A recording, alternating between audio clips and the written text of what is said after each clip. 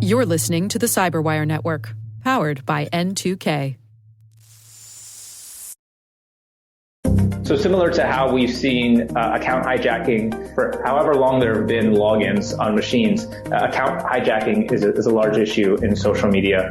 Hello, everyone, and welcome to the CyberWire's Hacking Humans podcast, where each week we look behind the social engineering scams, phishing schemes, and criminal exploits that are making headlines and taking a heavy toll on organizations around the world.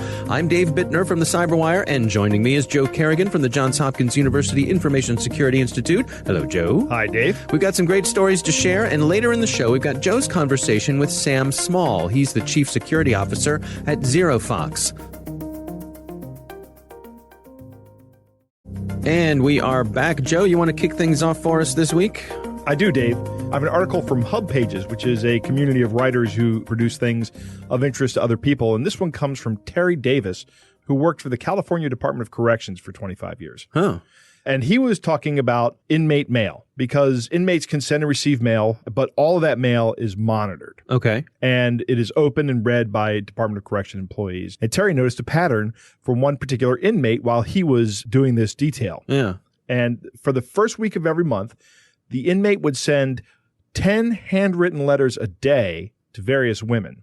Okay. The letters were all identical, with the exception of the name of the woman and the address they were going to. Okay. But they were handwritten, and they were written verbatim, one to the next. And the letters always started with, "I don't normally write to people, but," and then he'd say, "I read your letter in Pen Pal magazine," or something. Right. And he would go on to describe his situation and how he needed to have someone to communicate with because he was isolated. And even inside prison, he was isolated. He didn't have any friends on the outside, no family. And he would tell his story about how he was in the wrong place at the wrong time.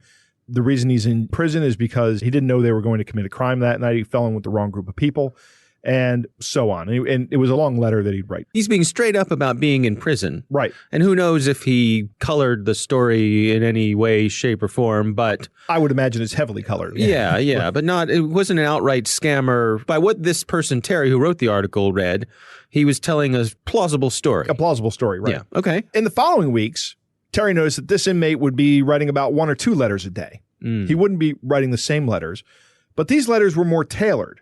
For example, if the woman that he was writing to was a particularly religious woman, he would say that he had been going to chapel and that the services were actually becoming meaningful to him, and they'd have discussions about the sermons, and they'd have Bible verse discussions and things like that. If the woman had kids, he would tell a story about how his father was abusive and abandoned his family, and that he always wanted to have kids, but he would never treat his family like that. He wanted to be a good father. I see. Right? So he had a little from column A, a little from column B, right? Depending on how the interaction went with these ladies he was writing letters to. Exactly. Okay. Eventually, he would have these pen pals sending him cash or stamps or something he could sell for money. And then the next month, the process would start all over again with 10 letters a day. Okay. So one day, Terry gets to talk to this inmate one-on-one. And he mentions to the inmate that he saw the pattern. You know, the inmates know their mail is read. Right. And the inmate is actually surprisingly frank with Terry. And he says that he buys a mailing list each month that has 100 women's names and addresses. And it gets this mailing list from a Pen Pal magazine whose target demographic is prison inmates. Huh. And the list cost him about $20 to buy the list. Okay. He then sends the first week of letters, and in the following weeks, he's responding to the people who have responded to him. Right.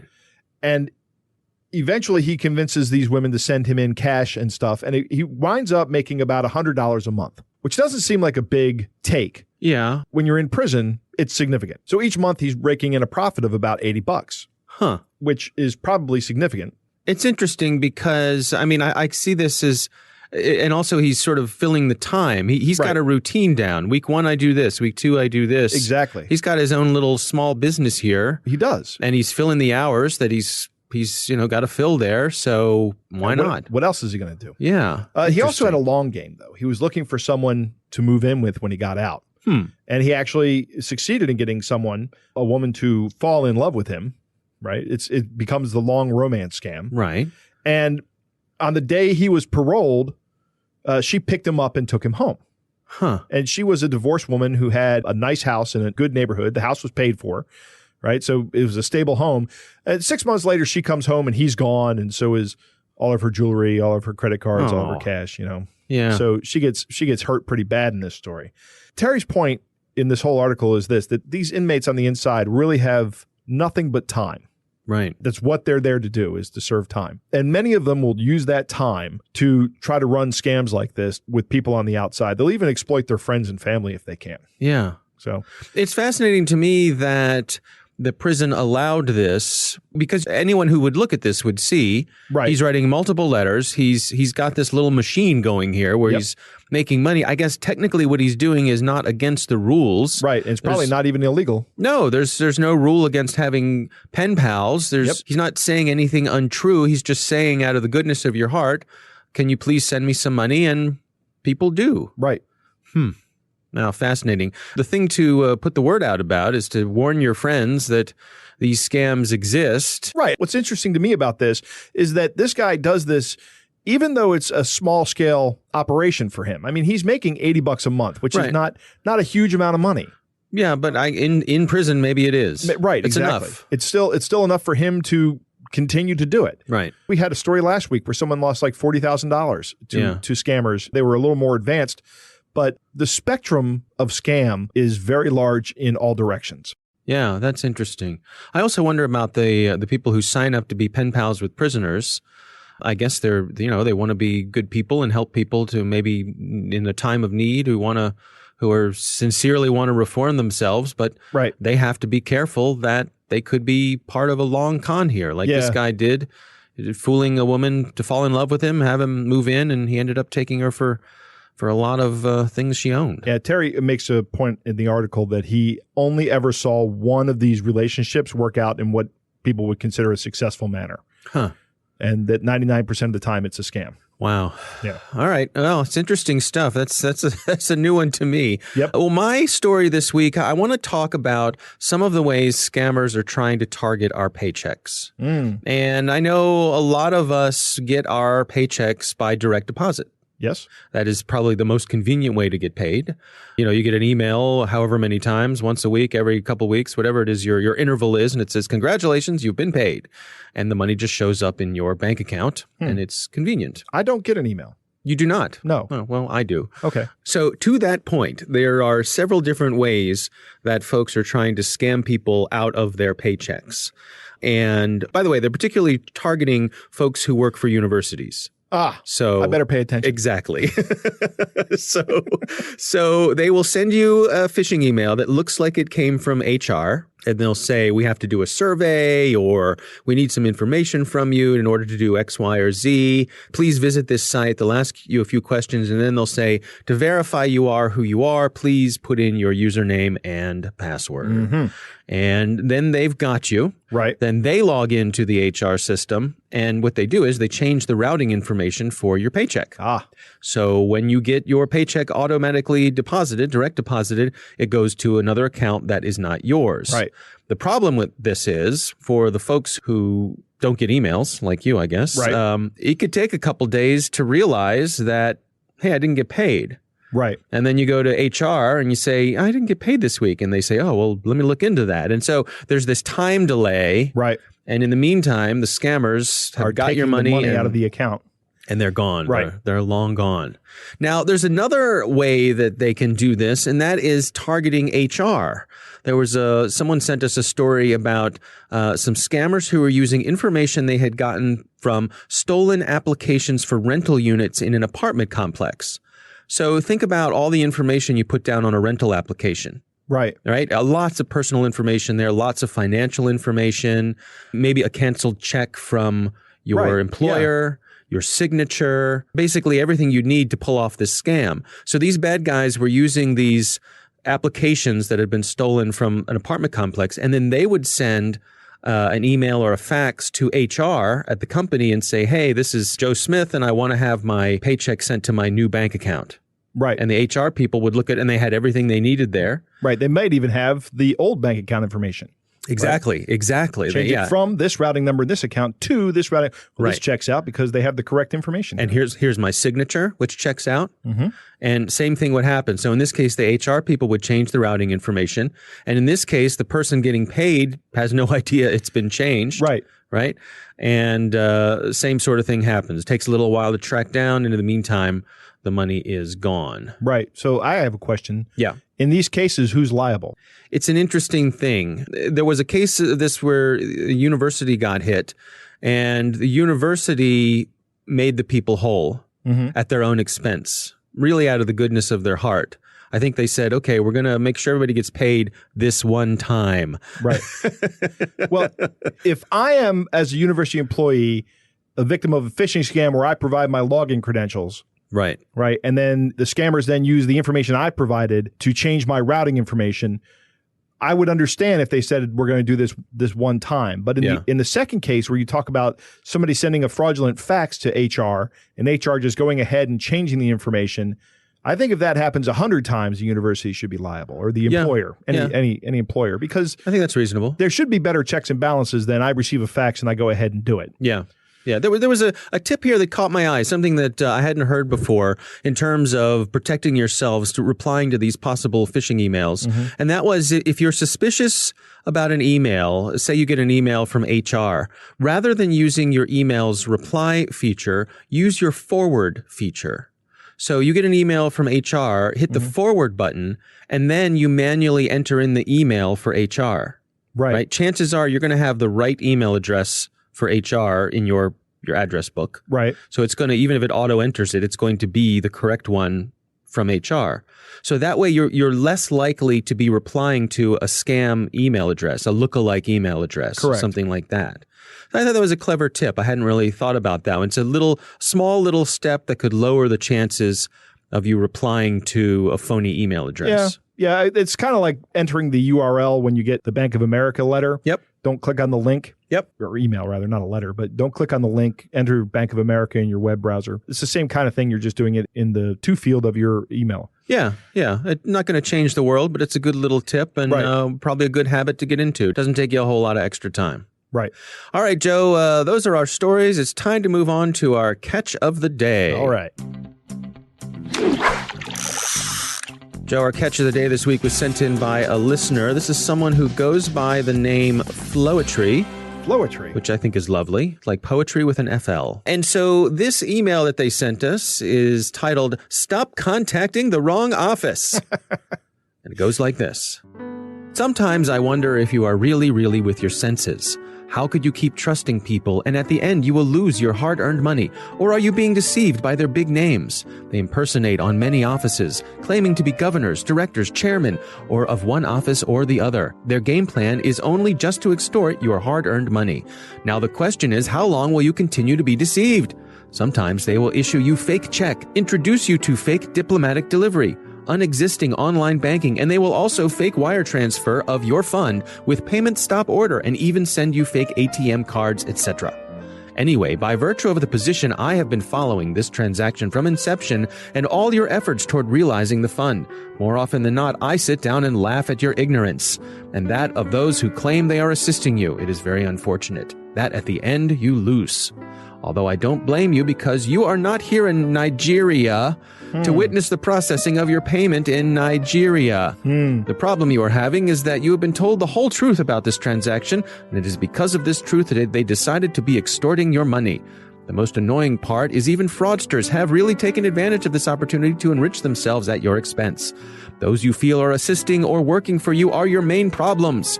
I know the truth surrounding this payment, and I am the only person who will deliver you from this long suffering if you will abide by my advice. Whew, thank you. They claim they are helping you and forward all the fraudulent emails you receive to them. At the end, they do nothing about the fraudsters. Soon they will ask you to pay money to receive a compensation of millions of dollars. Do not pay any money to them because they are only interested in your hard-earned money and you will never receive any compensation in return. They will always keep coming back to ask for more money.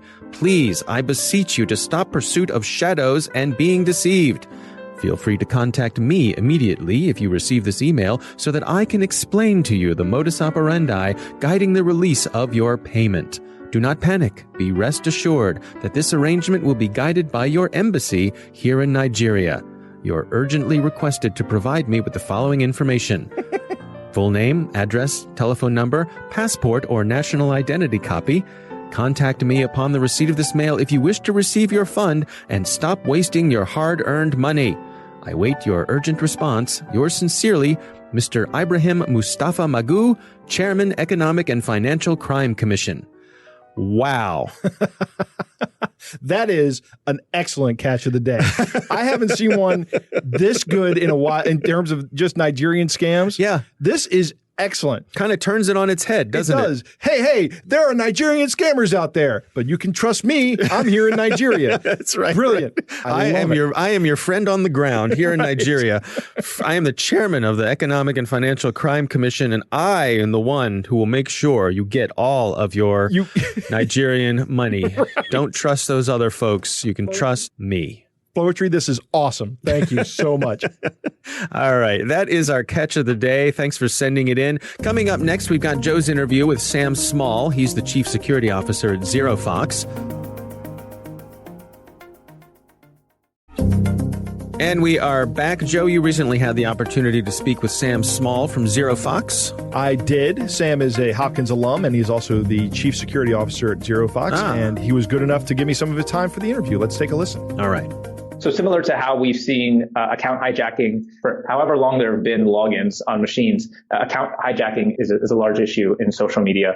So for instance, we see numerous examples where either the official social media account for an organization or account that belongs to maybe a CEO or a CTO of a large corporation will be hijacked by an adversary or attackers and then used to either propagate messages or potentially malicious links, things like that, to the audience of that particular account. Likewise, we see a lot of targeting. While you might see ultimately a very traditional type of attack at the end of the process, a lot of events start today with targeting of either employees of your organization or of the customers that an organization may have. So obviously with social, there's a little bit of implied trust that, okay, this account that's messaging me has a picture or a photo of someone who looks real and a name that sounds real. And when I look at their social history, it seems real, et cetera. But at the end of the day, what we really are seeing is maybe, social engineering having grown up and going to college and being proliferated at scale. And so that's another very common vector that we see. And, that leads into kind of the next category that I like to talk about, which is social phishing and malware. And then additionally, there's kind of more compliance related kind of issues and risks that many organizations face. So for instance, sharing information publicly on Twitter or on Facebook or on Instagram, either via text or maybe something that's on a whiteboard and a picture that someone's posting. We see those types of problems very often. So for instance, you can imagine if a group of nurses were posing for a picture together inside of a hospital, but maybe behind them on a whiteboard is some confidential patient information. Mm-hmm. That's a HIPAA violation potentially. Right. So I could go on and on, but there's a wide array of risks that are out there that lead to compromise and material damage for organizations. We had a story a couple of weeks ago on our podcast about someone who had taken over a verified Twitter account and then changed all the information to look like it was Elon Musk's account, so they could run a Bitcoin scam. You're talking about account hijacking. And while this is kind of account hijacking, it's also account hijacking paired with impersonation. That's right. Yeah. So impersonation you've hit the nail on the head. That is the key word here. And so fraudulent accounts is another category we talk a lot about at ZeroFox. And I think that's kind of the bucket that we would put that particular story in as well. And so organizations face this challenge. And this kind of goes back to what I was saying earlier, which is if you have an inventory of all your social accounts, much in the same way you might have an inventory of all the machines on your network or all the IP addresses, assigned to your organization, you can monitor those assets all day long. But what are you doing to monitor the accounts that are pretending to be part of your organization or that are pretending to be the voice of your brand or your company? And that's really where the brave new world is in this part of our industry. But there are additional concerns as well. So for instance, you might even imagine physical risk. You might not expect it, but physical risks are another interesting area that many of our customers have concerns about. And so for instance, you might imagine that if you're an organization that is either putting on or hosting an event, or likewise, maybe you're an organization with high profile executives that are traveling, it's important to be as vigilant as possible. And you may want to gather all of the traditional signals from maybe the State Department or local police coverage or things like that. But you would be remiss in not also collecting the data that is proliferated on social media around risks and threats that exist in either relation to your exact event or the exact location that one of your executives is traveling or the broader region in general. This is one of the areas where we see digital threats transcend into the physical realm. And likewise, even just last week, I was working with a customer where we started with a threat that came through the U.S. Postal Service, and we took the indicators and some of the information that was in that document and then transcended into the digital space to try to identify if there were other overlapping indicators or other types of noise related to that particular type of threat. So it's a really interesting space from that perspective. You don't often see, with traditional malware, you don't see yourself hopping from the virtual space to the physical space and vice versa. It's not always the case that we're synthesizing information from various sources, but ultimately that's really where the power lies here, is that you have all of these different sources, and we're trying to synthesize intelligence and data and information across these sources as they all relate to ultimately either a single entity, a single brand, a single location, a single person, or a single persona. I like scary stories, Sam. Sure. So do you have anything that your customers have experienced that you can tell without obviously violating any of your customers' confidentiality, where something has actually happened or malware has been distributed or maybe even physical harm has happened? I will give you a few generic examples that don't involve our customers, but they do involve real people in real organizations. And these are more stories I've collected and we've collected here at ZeroFox over the years from public-facing events. So one of the types of attacks that's fairly common begins with customers who are trying to either express frustration or seek help from a brand or a retailer that they've interacted with. So for instance, if you bought something from a retailer or whether they're online or a traditional brick and mortar store, and you're an unhappy customer or you're seeking customer support, a lot of that stuff happens on social these days. I'm sure everyone has seen that type of occurrence. And so often what happens is attackers kind of lay in wait for someone to mention a retailer or use a hashtag related to a particular organization's campaign. And then what they'll do is they'll have an account set up, lying in wait, that has the same logo as the organization that's mentioned, same display name as the organization that's mentioned, and perhaps a slightly different but realistic looking handle, regardless of the social network that it's on. And then what will happen is because this communication kind of happens in real time, where you send a tweet and you get a tweet back immediately, or you send a message and you get a message back immediately, it can easily fool even a sophisticated user into thinking that they're interacting with the organization that they're trying to reach or that they've mentioned. And then normally what happens is the adversary will share a link saying, hey, I'm sorry you're experiencing this pain with our service or our product, or let me put you in touch with the right people. Follow this bit.ly link. Mm-hmm. And then what happens? You have, a drive-by download, or you have a form that looks very much like the login page to one of these services, whether it be, like a PayPal or an Amazon or what have you. Now you have either a compromised machine or a compromised account. And guess what? If you don't follow great security hygiene and you reuse your credentials, then not only is it that account that you've given the adversary access to, but probably every other service where you reused those same credentials. I could also imagine that being an opportunity just to say, hey, just for validation, can I have your credit card number that you used to purchase this? Well, that's exactly right. Yeah. What's your credit card number, or, give us your social security number, or, what have you. You need to reset your password. Please follow this link and reset your password here. Again, giving access to your password that you would typically use for that service. What can individuals do to protect themselves against these kind of attacks where somebody's jumping into the middle like that? It's important to be aware of and know how to recognize the UI and UX of verification. So a lot of these platforms like Facebook and Twitter have the concept of verified accounts. And if you know how to recognize that can give you a sense of assurance that you're speaking with or engaging with the brand as you intend.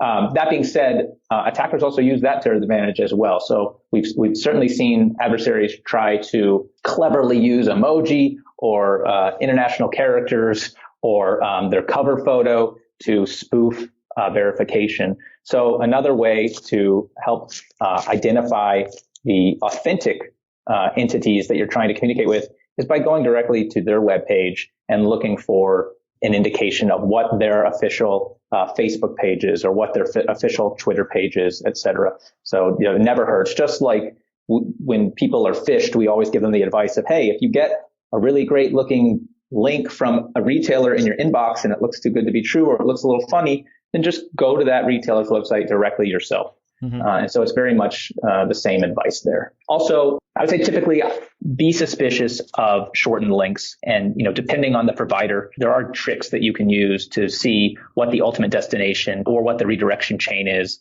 for a shortened link. So for instance, with Bitly, one of the things that you can do is take any Bitly link. If you were to copy it and then paste that URL in the URL bar of your browser, if you add just a plus sign at the end of any Bitly link, Bitly will display kind of a dashboard page that explains not only where this Bitly link will direct you to, but also gives you basic statistics about how many times it's been clicked and where those people are coming from, et cetera. So that's also kind of an interesting thing that can help give people more confidence about what exactly they're clicking on. Wow, Joe, interesting stuff from Sam at ZeroFox. Yeah. First off, the thing that sticks out in this is how old am I that I can't think of 6 social networks off the top of my head? I'm with you there, my friend. I am with you. Yes.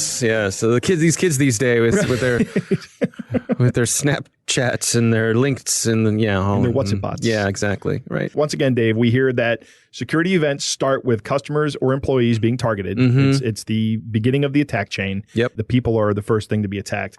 And social media presents a huge attack surface. Right. An absolutely huge attack surface. We don't even think about these things that we're doing on social media.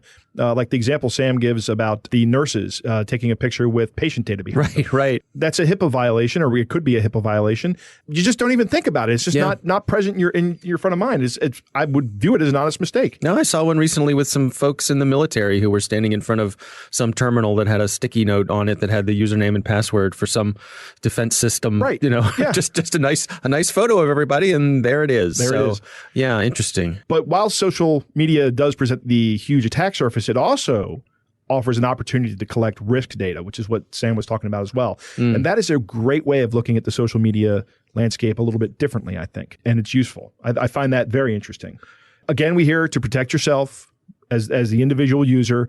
Go to the company's website, verify what their social media accounts are, make sure you're talking to the right person. Yeah, who you think you're talking to. Be familiar with how, like Twitter, for example, verifies its users, that little blue check. And there are a lot of things that look like the little blue check. I saw an account the other day that had something that looked kind of like a little blue hurricane next to it. And I thought to myself, I wonder if that person is trying to deceive people into believing he's validated. Yeah, interesting. I love the Bitly feature. With the plus. With the plus sign. I had no idea that was even possible. Me neither. And I tried it with a couple of links, and it's fascinating. You can see the click history of it. And all kinds of great stuff. No, it's a good great. tool. Yeah, it really is. Well, thanks to Sam for taking the time for us, and from ZeroFox. We appreciate that. Lots of good information. And that is our podcast. We want to thank the Johns Hopkins University Information Security Institute for their participation. You can learn more about them at isi.jhu.edu. The Hacking Humans podcast is proudly produced in Maryland at the startup studios of Data Tribe, where they're co-building the next generation of cybersecurity teams and technologies. Our coordinating producer is Jennifer Ivan. Our editor is John Petrick. Technical editor is Chris Russell. Executive editor is Peter Kilpie. I'm Dave Bittner. And I'm Joe Kerrigan. Thanks for listening.